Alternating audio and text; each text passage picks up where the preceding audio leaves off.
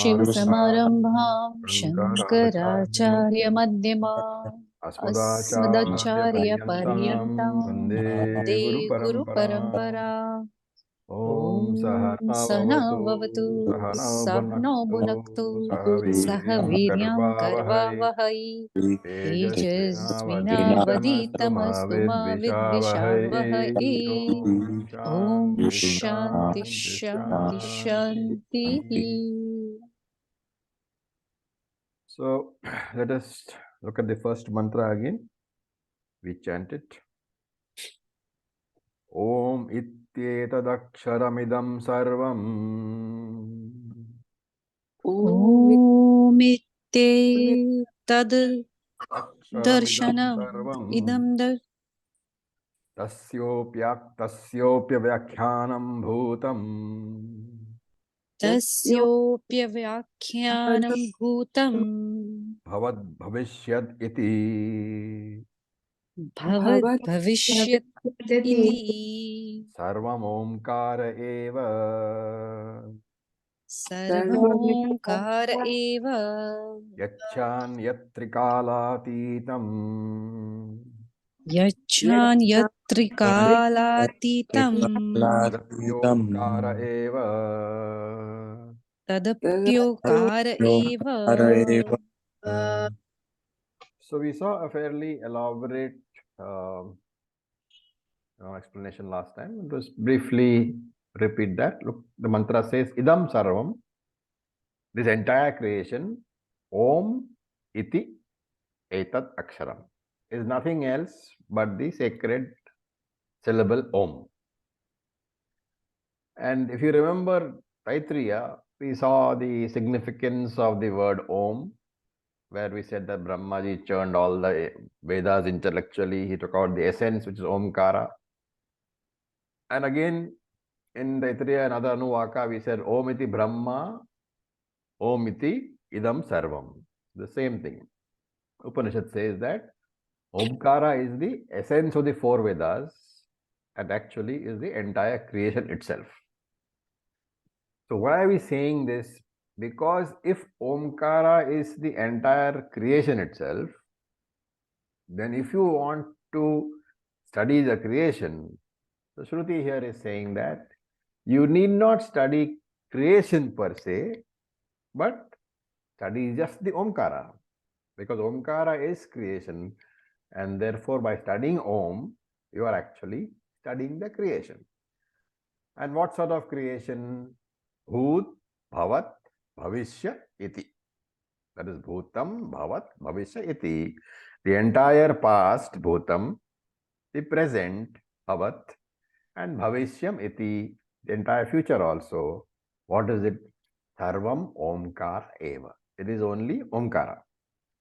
And not only that, cha anyat means other than. Other than what? If there is anything other than bhutam, bhavat, bhavishyat, if there is anything other than the past, present, and the future, yat trikala atitam, which is beyond the 3 time frames. So he's talking about two things. One, creation is the entire past, present, and future. And if there is something other than the past, present, and future, if there is something beyond the three time frames, that is also omkara. Essentially meaning that omkara represents whatever is within time and whatever is beyond time also. Another way of looking at it is whatever is within time is the transactional reality, vyavaharika prapancha, the transactional world. And if whatever is within time is vyavaharika, what is beyond time?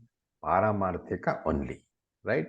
And what actually is beyond time? There are two things beyond time. What are they?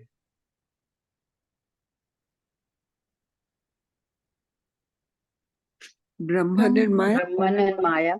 Brahman and Maya are beyond time.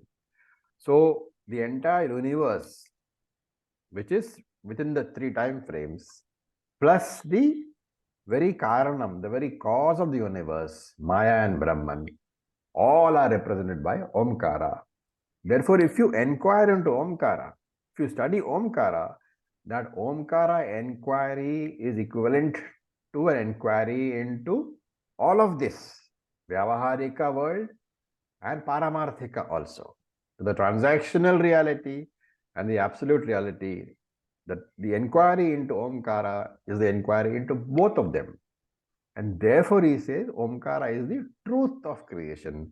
Therefore, it is worthy of studying. And hence, tasya upavyakhyanam. Tasya means of that Omkara, upavyakhyanam. Upavyakhyanam is a commentary, is a analysis. So therefore, we are going to analyze the Omkara. Okay. Now, this is the first mantra. Remember, this is mantra number 1. But we should be careful here because there is a break here. Though the idea that if you study Omkara, you are going to study the entire creation is found in mantra number 1. And mantra number 1 actually says, so the analysis is presented, right? Mantra 1 is saying that we are now going to look into Omkara and we are presenting the analysis. But actually, as you will see, this analysis of Omkara actually starts from the 8th mantra, 8th to 12th mantra, right? And here Shankara in his commentary tells us that why is the inquiry important?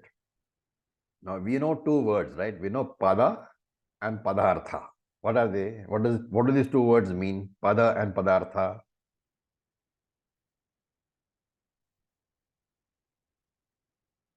After all, the entire Shastram is words only, and therefore we should be able to understand. Word and word meaning. Word and word meaning. Can you rephrase that?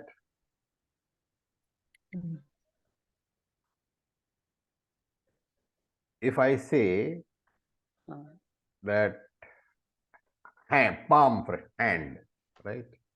What is the word and what is the word meaning? What is the pada and what is the padartha?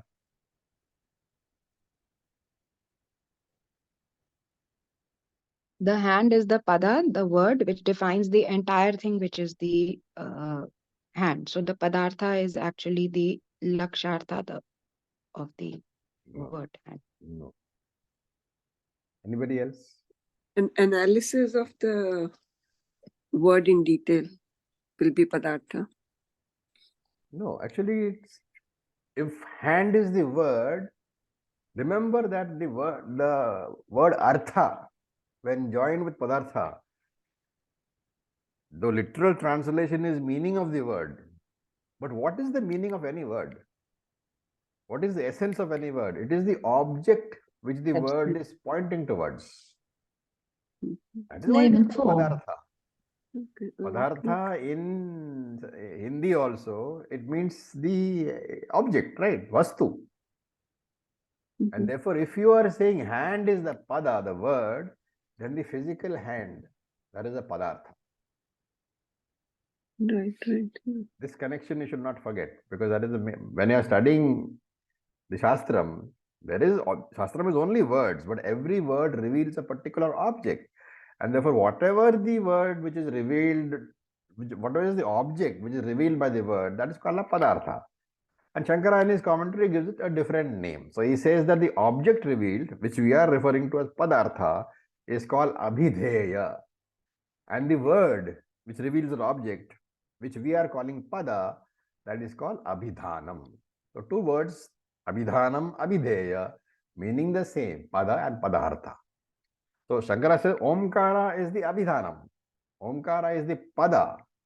And if Omkara is the pada, what is the padartha?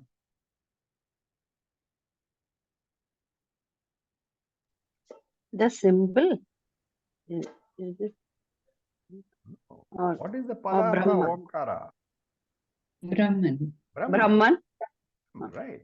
So don't forget these things. I mean, we are now in Mandukya, right? You can't be going back to basics. So here, pada means the word which is revealing an object, and that word is called Abhidhanam by Shankara, the object is called Abhidheya, we can simply remember it as Pada and Padartha. So Omkara is the Pada, Brahman is the Padartha.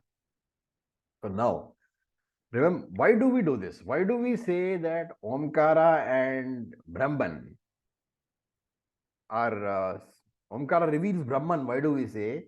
So in this Upanishad, a very ingenious way of explaining this is there.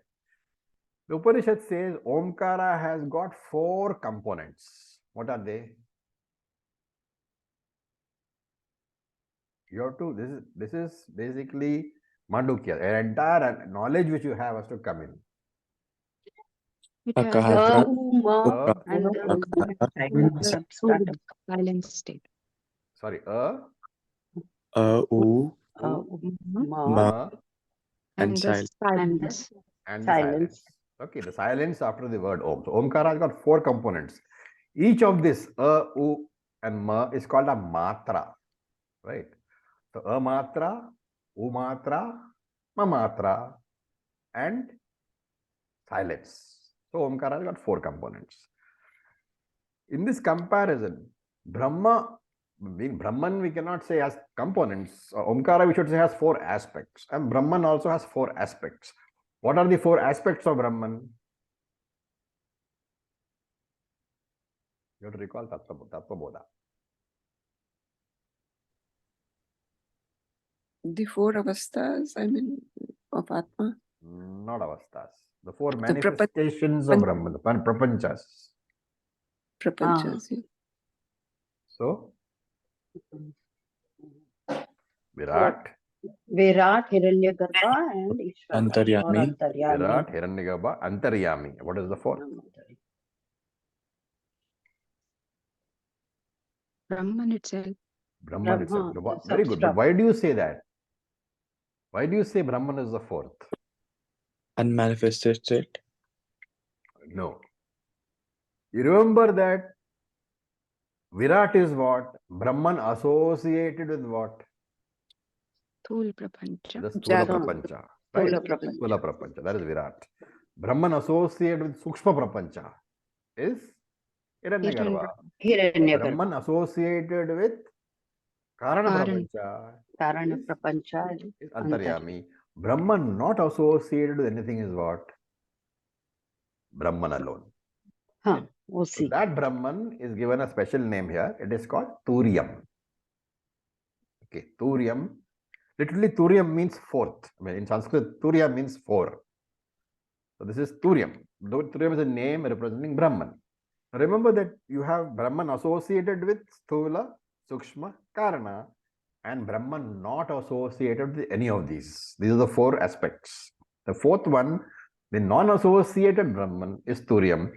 Now, if you look at Omkara, the silence associated with silence associated with U, and silence associated with Ma.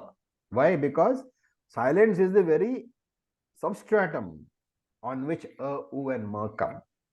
And therefore, we say Omkara has 4 aspects, Brahman has 4 aspects, and we can connect them together, right? Similarly, now if you're talking about Vachyartha and Lakshyartha, when you say Virat, is it Vachyartha or Lakshyartha?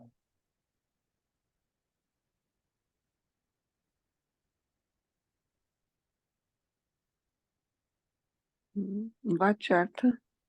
It is Vachyartha. Why? Obviously, because there's nothing to be implied. Virat is this Sthula Prapancha, so is Brahman. Similarly, Virat, Hiranyagarbha, Antaryami is Vachyartha of Brahman. Right? Lakshyartha of the word Brahman is consciousness alone. Right?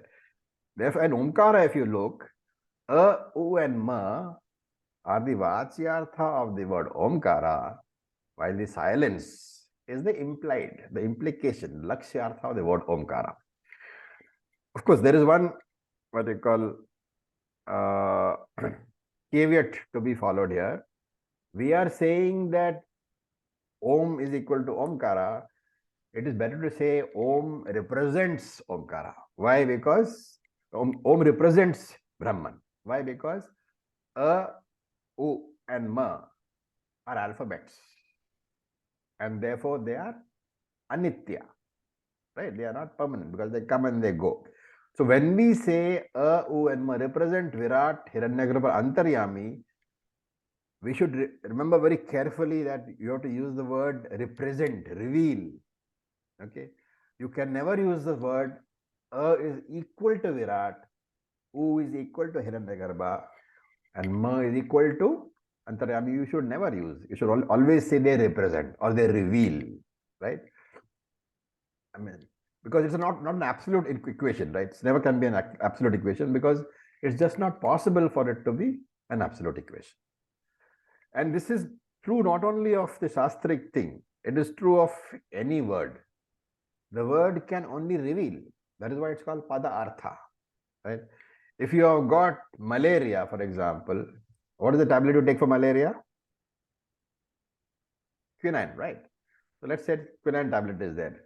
The tablet quinine, the word tablet quinine is not equivalent to the actual medicine, right?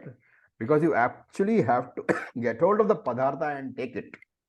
So the word quinine only reveals the tablet quinine. It is not equivalent to the tablet quinine, right? Otherwise, if it was equivalent, what is the logic? Why is it not equivalent? Just by saying it, it will act like a medicine. Right. If it was equivalent, when you get malaria, you just say quinine, quinine 3 times and it goes away. Right. It doesn't happen like that. Same thing with crocin. If you have a headache, you can't say crocin, crocin, crocin and hope the headache will go away. You have to go and buy the crocin and then eat it. Right. Therefore, pada padartha have got only a pratipadaka pratipadya sambandha. We have seen this before. Pratipadaka is the revealer. Pratipadya is the revealed. And therefore, this Omkara and Brahman have got Pratipadaka, Pratipadya Sambandha. Omkara only reveals Brahman. It is not equal. Right? In the Vachyartha angle, you have to understand. The Vachyartha aspect, Omkara, Vachyartha Omkara, and Vachyartha Brahman cannot be equal at all. If you are going to say Omkara is equal to Brahman, it has to be one Lakshyartha only. Right? Now, we said that Omkara has 3 matras. A matra, O matra, Ma matra. Okay, matra. Then the silence is called a matra. A, U, Ma. Akara, Ukara, Makara. And the silence is called Turiam. Turiam is called a matra. A matra means without a matra. So there are 3 matras. The Akara is a matra, Ukara is a matra, Makara is a matra. And because silence has none of these matras, it's called a matra. So in Omkara, the 4 aspects are Akara, Ukara, Makara, a matra. In Brahman, the 4 aspects are Virat, Hiranyagarbha, Antaryami, and Turyam. Remember that. How do we understand? Now, when you say that the Lakshyartha of Omkara is a matra, the silence, Turyam, is the Lakshyartha of Brahman, right? You are saying Lakshyartha of Omkara is the silence, which is a matra. You are saying Lakshyartha of Brahman is Turyam, which is Brahman not associated with any of the prapanchas.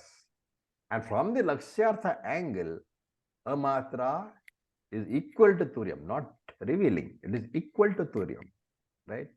How do we understand?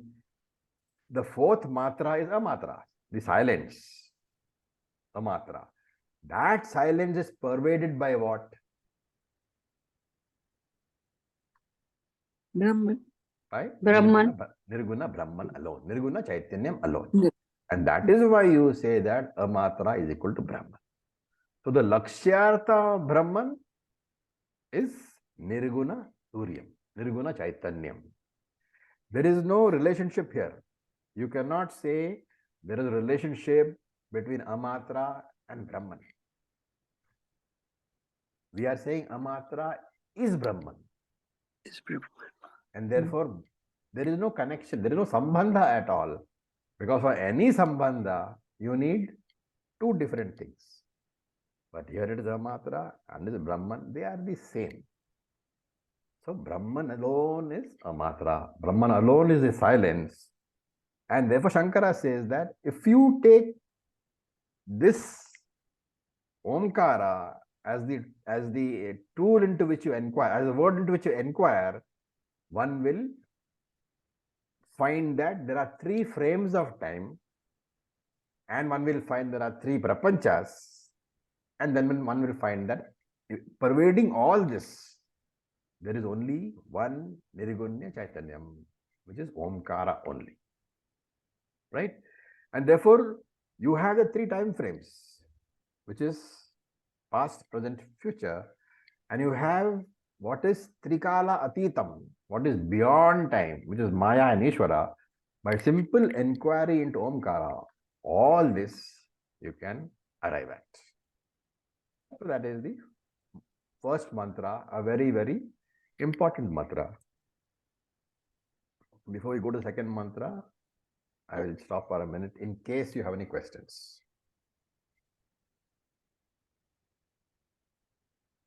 Remember that each word of this Upanishad is loaded with meaning.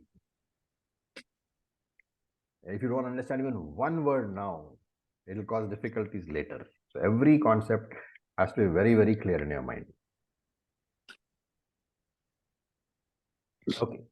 So assuming there are no questions, we will go to the mantra number 2. We will chant.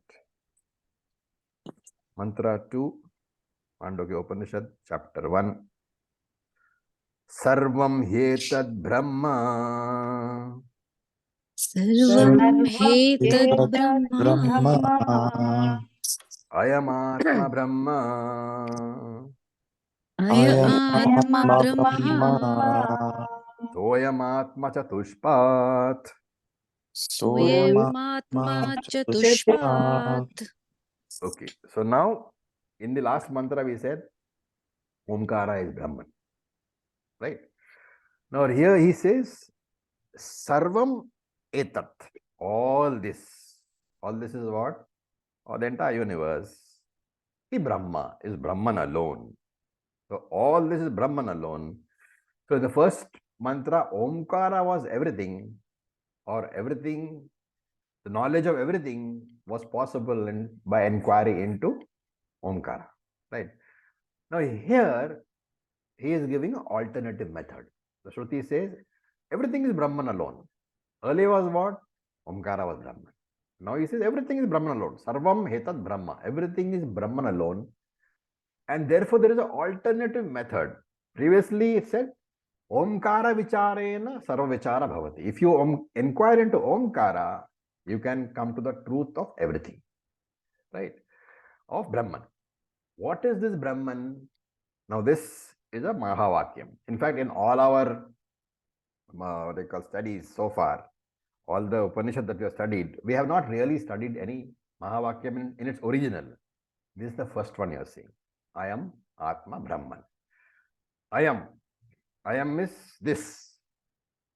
I am Atma. This I. Atma is basically I, right? You don't have to think of Atma as another something apart from yourself. I am Atma means this I.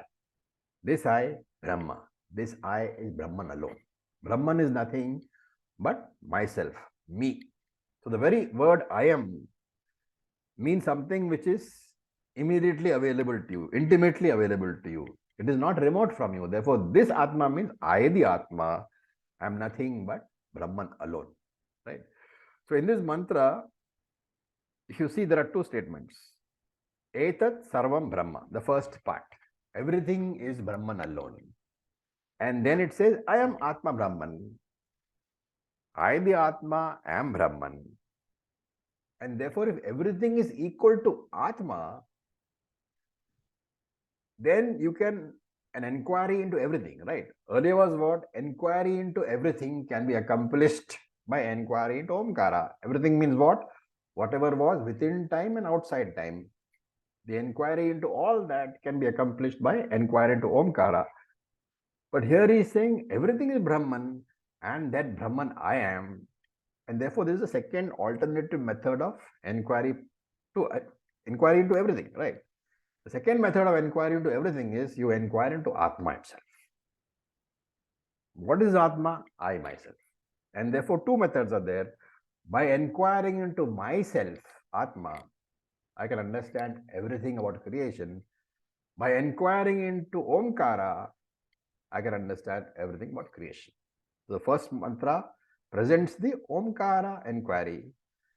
Second mantra presents the Atma inquiry. Right? Now this I am Atma Brahman, Brahma. It's a very famous Mahavakyam. And it belongs to this Upanishad, obviously, because it's in this mantra, which is the Veda to which Mandukya belongs. Atharvana Veda. Atharvana Veda. So a representative Mahavakyam from Atharvana Veda is I am Atma Brahma. A representative Mahavakyam from Chandogya Upanishad, which is Samaveda, is Tattvamasi. Similarly, Prajnanam Brahma is from Aitareya Upanishad, Rig Veda. Aham Brahma Asmi is from Brihadaranyaka Upanishad, Yajurveda. So we have 4 representative Mahavakyams. Don't think these are the only 4 Mahavakyams. In fact, all the Upanishads are replete with Mahavakyams. These 4 are representatives. One from each Upanishad. Sama, Rig, Yajur, Atharvana. Right? Okay. Before we proceed further, what is a Mahavakyam? The technical definition of Mahavakyam. What does it, Mahavakyam, what does any statement, Vakyam, have to fulfill before it can be called a Mahavakyam?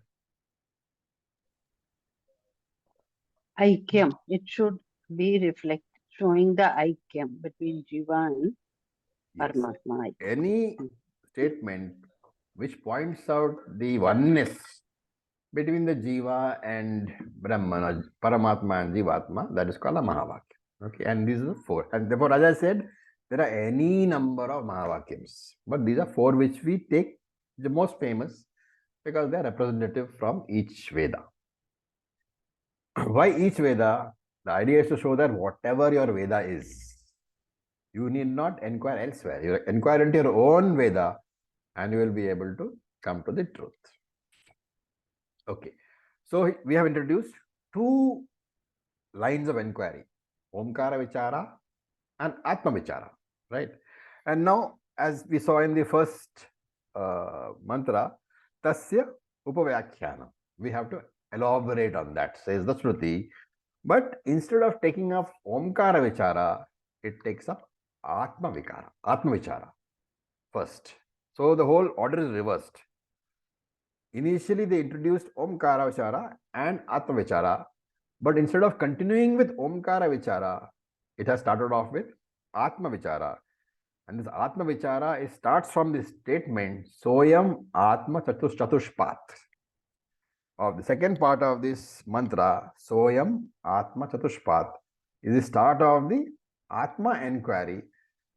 And this inquiry will continue till the 7th mantra. What does it mean? Saha Ayam Atma Chatushpat. Chatushpat, Chatuspada. So Upanishad is saying Atma has 4 aspects. So this Atma, which is going to be now the subject of an inquiry, what is the purpose of the inquiry? To know the truth of everything. Everything means what? Creation. So he says this Atma into which you are going to inquire has got 4 padas.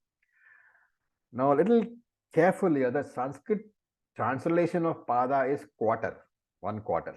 Okay, but here we should understand pada as a facet, as an aspect, right?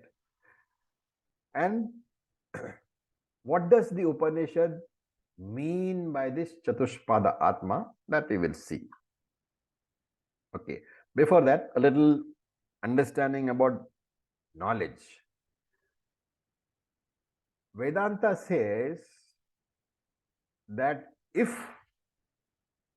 anything has to be known. It has to become an object of knowledge. Like if I say that this mobile phone exists, I say that because it's the object of my knowledge. This is a prameyam for a pramanam. The pramanam here being my eyes, the prameyam is the phone. So it's an object of my knowledge, right? Then only I can say it exists. It's a very important idea. If you want to say something exists, you should be able to, some pramanam should be there, which reveals that object to you.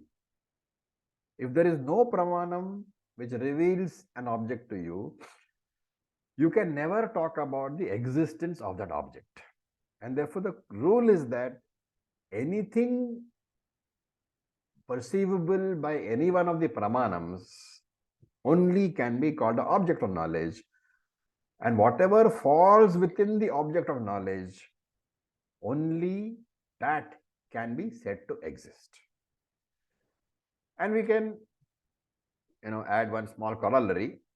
It need not be that that is an object of knowledge now. It could also have been an object of knowledge in the past, or it should be capable of being an object of knowledge in the future. The prameyam status could be past, present, or future, but it must be there in one of these three time frames. And only if it is there in one of these three time frames can I say that that object exists. Right? We can add one more corollary. Supposing it doesn't become an object of knowledge for me, that is okay. But it should at least become an object of knowledge for some other living being, some other human being. And therefore, if you want to summarize this, the prameyam status, the object of knowledge status of any entity is subject to three conditions.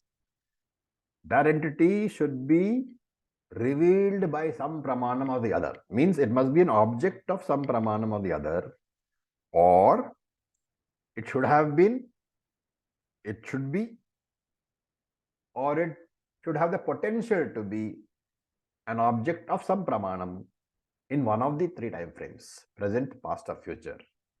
And the third one is,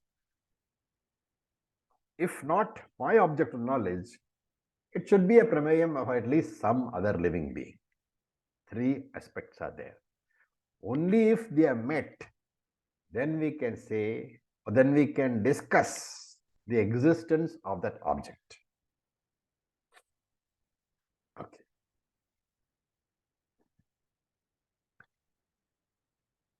Any questions? Any doubts? They're all Acharya ji, extremely can heavy, you, so you should be able to. Yeah. can you give an Yeah, example of go the ahead, Kush. Sorry, Yakush, tell me. Yeah, could go you ahead. please give an example of the last one where you said it could be an Yes. object of experience for another living being? Suppose I am blind. I Okay, can't thank see you. color. I cannot talk about existence of color, but I do. Why? Because color is revealed for others. Ji, Right? Acharya ji, thank you. Okay. Now, the thing is that supposing there is an object which has not become an object in the past, present, and will not become an object in the future, and will not become an object for me, or will not become an object for any other living being, then you cannot talk about the existence of such a thing, right? And therefore you say such a thing is non-existent. For example, you say a rabbit's horn. Rabbit didn't have horns in the past, in the present, in the future also. It's unlikely to have horns.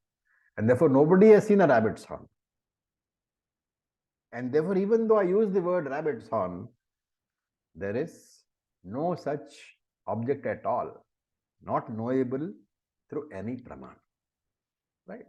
And therefore, in Shastric language, we conclude that such a thing is non-existent. Okay. Now, let me just briefly summarize the whole thing once again, because it's a bit of a, esoteric subject, so I'm doing summary after summary, right? The first point is that something can be said to exist only when it is a prameyam, object of knowledge. That is a critical condition. That prameyatvam, the potential to become an object of knowledge, it is one of the conditions for the existence of something. Right. Point number two, if an entity has to be an object of knowledge, now comes another argument. If something has to become a prameyam for you, what is necessary? Pramata, apramata is necessary. Pramata is necessary, right? Pramata having the appropriate pramanam is necessary. So if something has to become an object of knowledge, if something has to be said to be existing, it must be a prameyam. And if something has to be a prameyam, there has to be a pramata. And therefore, if pramata is not there, what is the logical conclusion? If there is no pramata at all, what is the logical conclusion? Aprameyam. No. If there is no pramata at all, there can be no prameyams at all. Right? Yeah, no prameyam. So no prameyams at all. If there is no pramata at all, there can be no creation at all, because creation is a prameyam. And if pramata is not there, then there can be no creation. And therefore, we cannot talk about the existence of the creation. Therefore, the existence itself of a prameyam depends upon pramata. You agree? Yes. That's all a very involved argument. So if you have doubts, you must ask now. Existence of any object, prameyam, depends upon the existence of the pramata.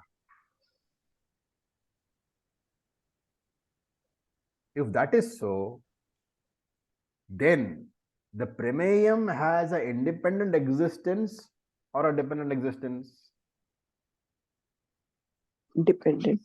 Dependent. What is a dependent existing object called? Mithya. Right. And therefore, every prameyam is mithya because it depends upon the pramata for existence. That is so far. Now, the next one is, if I have to be the pramata, who am I?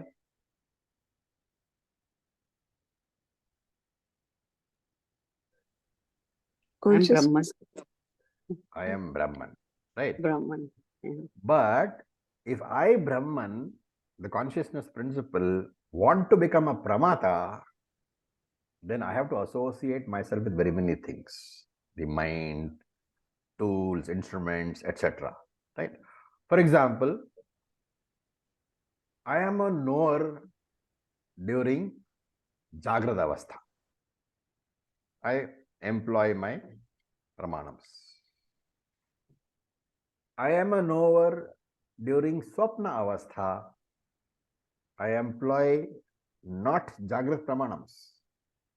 In Swapna Avastha, I have created a dream Jiva. A dream Ravi has been created. That dream Ravi has got dream eyes, dream nose, dream ears, dream mind. In Swapna Avastha, I am employing the Swapna Pramanam. And I choose and I get to know the Swapna objects. So in the Jagrata Avastha, I have got my Jagrat Pramanam and I have got a Jagrat Prapancha. In Swapna Avastha, I have got a Swapna Pramanam and I have got Swapna Prapancha. Whereas in Sushupti Avastha, I do not have any Pramanams at all. Therefore, in Sushupti Avastha, I am not a Pramata. I am a Pramata only in Jagrata Avastha and I am a Pramata in Swapna Avastha because I have got Pramanams available to me. But in Sushupti Avastha, I do not have any Pramanams at all. And therefore, I am not a Pramata. Therefore, this knower status, pramata status, is dependent upon the pramanam. And therefore, the knower status, pramata status, is it an independent entity or is it a dependent entity?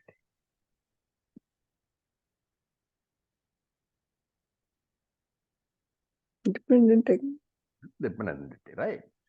That means just as the prameyam is dependent upon the pramata for its existence, the pramata is also depending upon the original consciousness principle, the atma, to be associated with various instruments. Therefore, pramata by himself, without association with any of the instruments, mind, etc., is not a pramata. He is the atma, consciousness principle alone. Only when I choose to associate myself with the pramanams, then the pramata comes into being. Therefore, this is the third point, that the pramata is also a dependent entity, enjoying only dependent existence. Dependent upon whom? Upon me, the consciousness principle. Therefore, pramata is also mithya. Okay, now consolidating these 3 points, prameyam has dependent existence. Prameyam is mithya. Pramata has dependent existence. Pramata is mithya. Both the pramata and the prameyam, the knower and the known or the knowable, they are mithya alone. Right? Both pramata and prameyam therefore depend upon me. With one mild difference is there. Prameyam depends upon pramata, pramata depends upon me. So there is one step different. Therefore, prameyam indirectly depends upon me through pramata. Pramata depends directly upon me. Who is the me here? Me is Atma, the consciousness principle. And therefore, we have to apply here what we learnt in Taittiriya Upanishad. Whatever has got dependent existence is mithya alone. Therefore, pramata and prameyam are also mithya. Both are mithya because they have got independent existence. And whatever is mithya is only name and form, namam and rupam, having no substance of its own, depending on the adhishthanam, the substratum, the satya vastu, the substance behind the name and form, which is I, the Atma. So to put this entire involved thing in other words, I, the Atma alone, am Satyam. And I, the Satya Atma alone, manifest as Mithya Pramata and Mithya Prameyam. So the entire Prapancha, universe, is divided into 3 categories. Waking state, where I consciousness am associated with Sthula Prapancha, Jagrada Avastha. So in Jagrada Avastha, it is the consciousness associated with Sthula Prapancha. In Swapna Avastha, it is the same consciousness associated with Sukshma, names and forms, Sukshma Prapancha. And in the third Avastha, Sushupti Avastha, the association is not there, but the Nama Rupa are present there in potential form. I call Karana Nama Rupa. So I, the consciousness principle, appear as Thula, Sukshma, and Karana. Right? All 3, I alone am. Even Sushupti Avastha, I alone am. Therefore, from the standpoint of the names and forms which are mithya anyway, I am Sthula Atma, I am Sukshma Atma, and I am Karana Atma. But if I drop the association is because of 3 different roles being played by me according to 3 avasthas, avasthatrayam. If I drop those avasthatrayam, then from my own standpoint, I am Turya Atma. I am neither the Pramata nor the Prameyam. Therefore, Pramatri, Prameya, Vilakshana Atma, which gets a new title, Turyam. I am Turya Atma. And therefore, these are the four aspects of I Brahman. Stula Atma is the first pada. Sukshma Atma is second pada. Karana Atma is third pada. Turya Atma is fourth pada. And that is why he says, Soyam Atma Chatushpat. You got four padas. These are the four padas. Out of these four padas, remember that Sthula Atma, Sukshma Atma, and Karana Atma are associated with prapanchas, names and forms. Therefore, they are mithya only, because the names and forms come and go. But the fourth pada alone is my true nature. That is Satyam. Therefore, I, Brahman, have three padas, three aspects. One is Satyam and three are Mithya. Right? This is the background from which you will find that the Upanishad uses different words. Prathama pada, it says. Prathama pada means the first pada, the first aspect. That will be Sthula Atma. We will be discussing that in the third mantra. Then there is Dvitiya pada, the second aspect. It is Sukshma Atma, that we will be seeing in the fourth mantra. Then there is Tritiya pada, which is Karana Atma, that we will be seeing in the fifth and sixth mantras. Then there is Turya Atma, which is the Turya pada, the fourth pada, Chaturth pada, that we will be seeing in the seventh mantra. This enquiry is called Chatushpada Atma Vicharaha. And of course, Avasthatrayam has been brought into the discussion. So it's also called Avasthatraya Vichara. So Avasthatraya Vichara, Chatushpada Atma Vichara is now being entered into. It has already started from the words Soyam Atma Chatushpat. Okay. So this will stop for today. Any questions?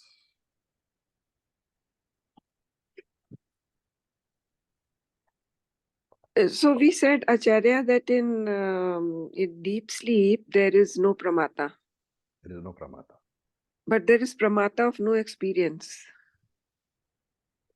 There is, your mind has a sukshma vritti. Sukshma vritti in the sense that experience of having no experience, it gets registered in the mind. But the pramata means the one who knows that. Yeah, The but one who only on knows getting. that, only on getting. Getting up. Okay. Pramata Okay. is not there. Right. At that time, yes. At that time, it is not there. Right. Thank you.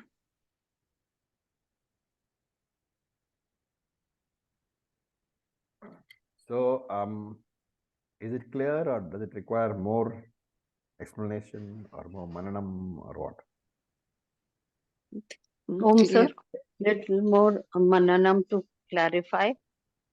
In the class it's clear, but I'd like to go So through it I would once like more. to suggest that, this particular Upanishad at least, you must revise before coming to next class. Everything that we have done up to that Yes. previous class must be revised, at least by way of your notes. And then when we go to the next class, it will be easier. So with this, we'll stop. Yes, Acharya. Om Purnamadah Purnamidam Purnat Purnamudachyate Purnasya Purnamadaya Purnam Eva Vasishyate Om Shanti Shanti Shanti. Om Tat Sat. Om Namah Shivaya. Thank you for your patience. Thank you, Acharya.